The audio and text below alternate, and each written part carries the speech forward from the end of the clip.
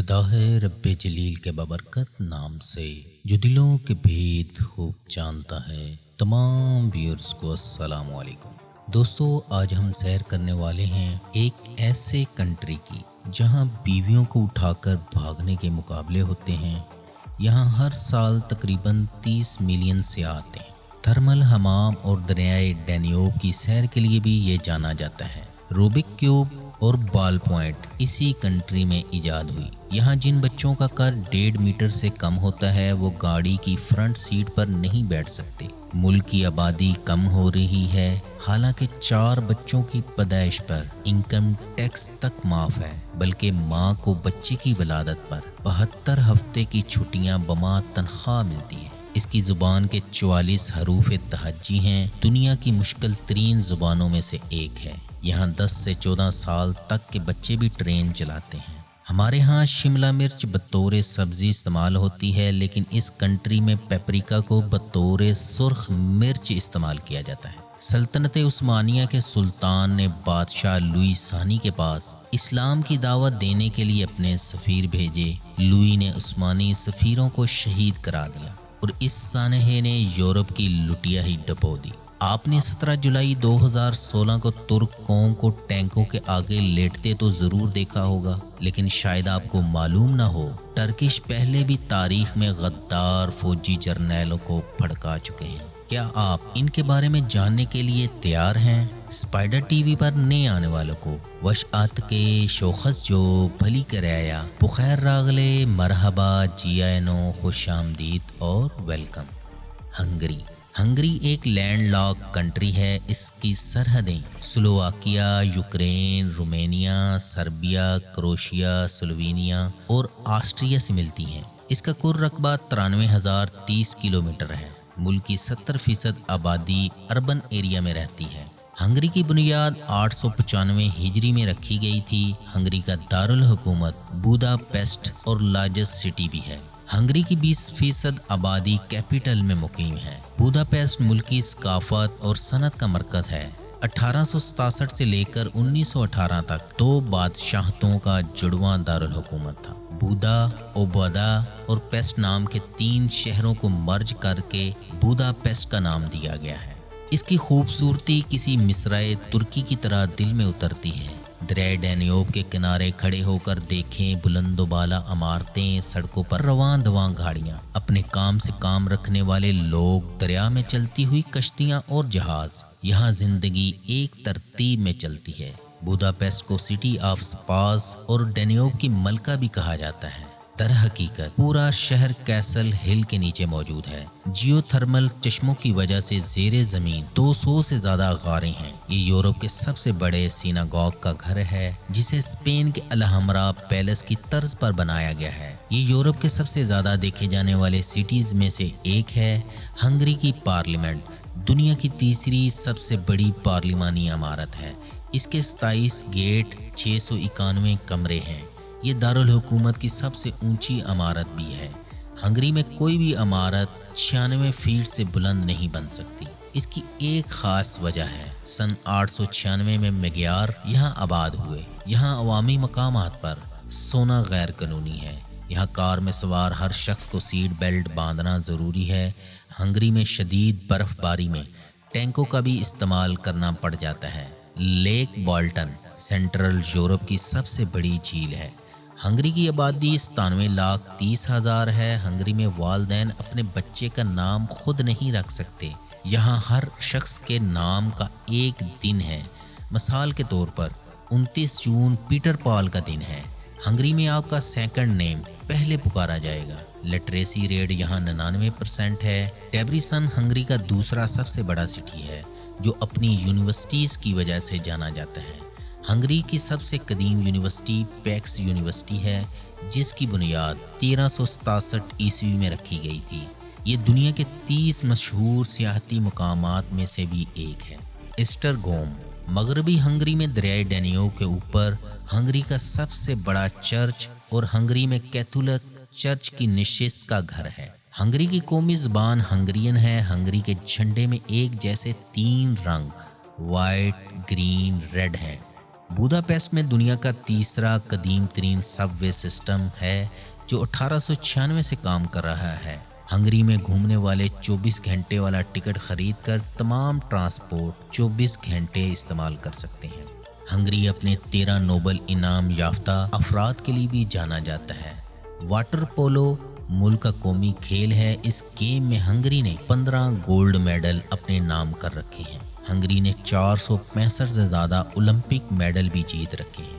ملک کا کوئی سرکاری مذہب نہیں ہے۔ اس ملک میں رومن کیتھولک 39%، پروٹیسٹنٹ 12%، لوتھران 2%، یونانی کیتھولک 1.8% اور 2% دیگر مذاہب کے ماننے والے لوگوں کی ہیں۔ ملکی آبادی میں 98% آبادی ہنگرین نسل کے لوگوں کی ہے، 3.2% رومانی اور 1.8% جرمن یہاں آباد ہیں۔ یہ ملک ٹائم کے لحاظ سے پاکستان سے 3 گھنٹے اور انڈیا سے 3.5 گھنٹے پیچھے ہے۔ انٹرنیٹ ڈومین HU اور ملک کا کالنگ کوڈ +36 ہے۔ دوستو، ہنگری کی ہسٹری پر نظر دوڑائی جائے تو یہاں پہلے کلٹ قوم آباد تھی، جبکہ ہنگرین قوم یہاں 9ویں صدی میں آ کر آباد ہوئی۔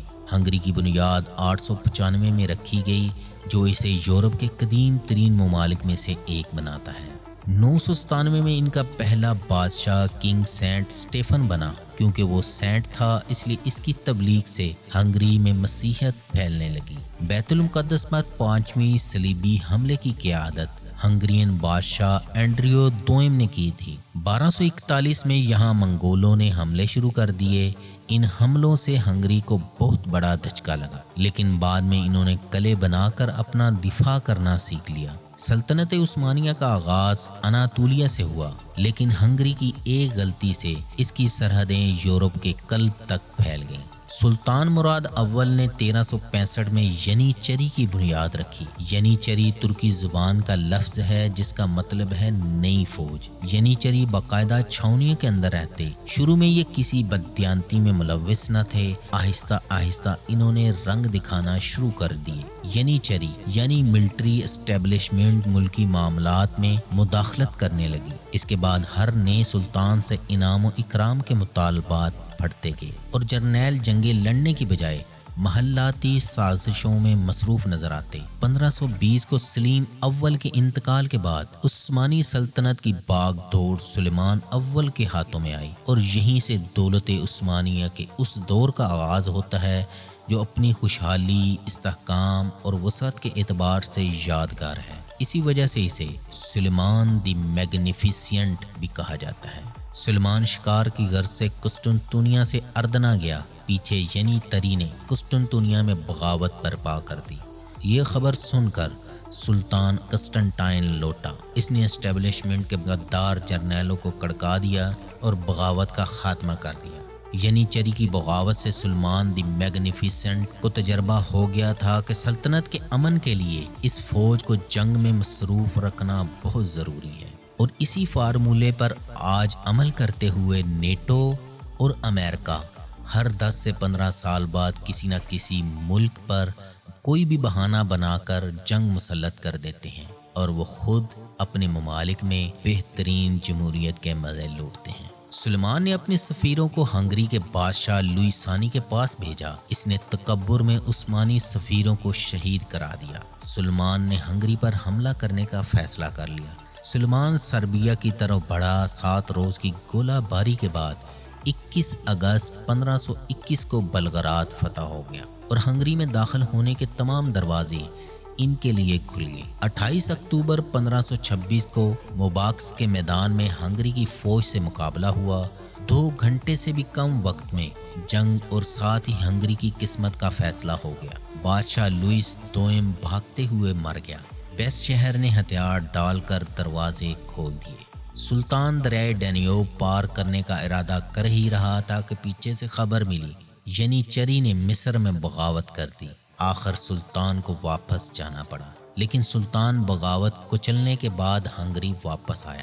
3 सितंबर 1529 को बुदा का मुहासरा किया। 6 रोज में बुदा फतह हो गया और हंगरी सल्तनत उस्मानिया का हिस्सा बन गया। सुल्तान सुलेमान 6 सितंबर 1565 ईस्वी को ऑस्ट्रिया के कले सक्तवार के मुहासरे के दौरान अपने खाल के हकीकी से जा मिले। सुल्तान की मैयत वापस कुस्तुनतुनिया लाई गई, जहां खुद इनकी तामीर करदा मस्जिद सुलेमानिया में इन्हें सुपुर्दे खाक कर दिया गया। आपको याद करवाता चलूं, न्यूजीलैंड की मस्जिद पर जिस मसीही दहशतगर्द ने हमला किया था, इसकी गन पर लिखा था 1683 में सल्तनत उस्मानिया ने दूसरी बार वियना का मुहासरा किया और मसीहियों ने सल्तनत उस्मानिया को वियना से आगे यूरोप में नहीं बढ़ने दिया था। यानी वो अपनी तारीख नहीं भूले और हमें कुछ याद नहीं।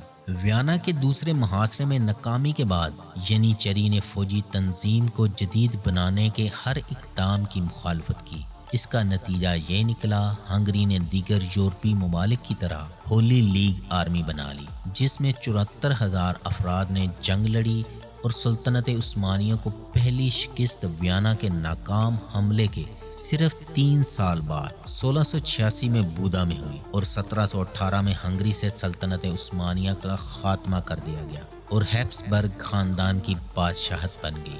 बाद में इन्होंने ऑस्ट्रिया सल्तनत में शमूलियत इख्तियार कर ली। 1918 में ऑस्ट्रो हंगरी के बादशाह के कत्ल के बाद पहली जंग अजीम छिड़ गई और ऑस्ट्रो हंगरियन सल्तनत मुनहदम हो गई। एक मुआहदे के बाद मौजूदा हंगरी अपनी 58% आबादी, 32% हंगरियन नस्ल और 71% रकबे से हाथ धो बैठा। दूसरी आलमी जंग के बाद हंगरी सोवियत यूनियन की एक सैटेलाइट रियासत बन गई, जिसके नतीजे में हंगरी में कम्युनिस्ट हाकिम बन गए। सोवियत यूनियन के खात्मे पर 23 अक्टूबर 1999 को हंगरी दोबारा पार्लिमानी जमहूरिया बन गई।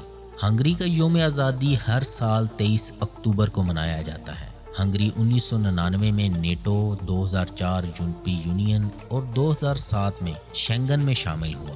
ताहम वह अभी तक मॉनेटरी यूनियन में शामिल नहीं हुआ और अभी भी फोरियंट बतौर करेंसी इस्तेमाल कर रहा है।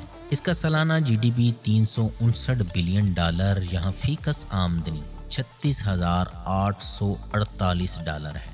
हंगरी में डेमलर, ऑडी, ओपन और सुजुकी के पैदावारी यूनिट हैं। इलेक्ट्रॉनिक्स और फार्मास्यूटिक्स के शोबे बड़ी तादाद में लोगों को मुलाजमत देते हैं। दोस्तों, फूड के बारे में आपको बताता चलूँ, आपको शहर में हर जगह लजीज खाना मिलेगा। हंगरी के लोग ज़्यादा स्पाइसी खाना पसंद नहीं करते, जबकि मुल्क सबसे ज़्यादा मसाला जात बरामद करता है। मैकडोनल्ड्स हंगरी में कायम होने वाला पहला गैर मुल्की फास्ट फूड रेस्टोरेंट था। हंगरी के अहम पकवानों में सूअर का गोश्त, मीट और चिकन के साथ साथ आलू, गाजर, प्याज, चुकंदर और फलियां भी शामिल हैं। गुलशाशिश को हंगरी का कौमी खाना समझा जाता है। एक लड़ाई में हंगरी की फौज को हार का सामना करना पड़ा और जीतने वाली फौज ने इनके सामने बियर को चेयर्स करके पिया था। इसके बाद हंगरी में बियर को चेयर्स करना बुरा माना जाता है। इस मुल्क के हलाल फूड की बात करें तो मुसलमान स्याह हंगरी में आसानी से मुस्लिम दोस्त और खाना तलाश नहीं कर पाएंगे, लेकिन हंगरी में मसाजिद और हलाल रेस्टोरेंट तलाश करना नामुमकिन नहीं है। ताहम हंगरी में हलाल खाना पेश करने वाले ज़्यादातर रेस्टोरेंट बुदापेस्ट में वाक़ हैं। अगर खाने की भूख हो तो गूगल बाबा से पूछ लें हलाल खाना कहाँ मिलेगा, वो आपकी उंगली थामेगा, किसी टर्किश शवारमे वाले के पास ले जाएगा। अपनी भूख मिटाएं। बुदापेस्ट में तुर्की की चंद बाकी इमारतों में से एक बुदापेस्ट के शुमाल में गुल बाबा नाम के एक तुर्क दरवेश का घर था। 1541 में इसकी मौत के बाद इनका मकबरा ज़ियारत गाह बन गया। वीज़ा के बारे में आपको बता दूं, अगर आप 3 साल से ज़्यादा हंगरी में रहते हैं तो आप हंगरी की नेशनलिटी के लिए अप्लाई कर सकते हैं। हंगरी ने यूक्रेनी बाशिंदों को अपने यहाँ आने की इजाज़त दी है, लेकिन हंगरी इस बारे में बहुत मशहूर है कि गुर्बत और जंग के शिकार गैर यूरोपीय माशरों से आने वाले पनाह के मुतलाशी अफराद के साथ ये मुल्क बहुत बेईमाना सलूक करता है। मोहतरम नाज़रीन कराम, टर्किश कौम टैंकों के आगे पहली मर्तबा नहीं लेटी, बल्कि सुल्तान सलीम सालिस की हुकूमत थी। वो सल्तनत उस्मानिया की शिकस्तों की वजह से अपनी फ़ौज को यूरोपीय तर्ज पर جدید ہتھیاروں سے لیس کرنا چاہتے تھے، لیکن اسٹیبلشمنٹ کے غدار جرنیل ایسا نہیں چاہتے تھے، کیونکہ جرنیل عیاشیوں میں پڑے ہوئے تھے اور اپنا بجٹ فوج کی فلاح پر خرچ کرنے کے لیے راضی نہیں تھے۔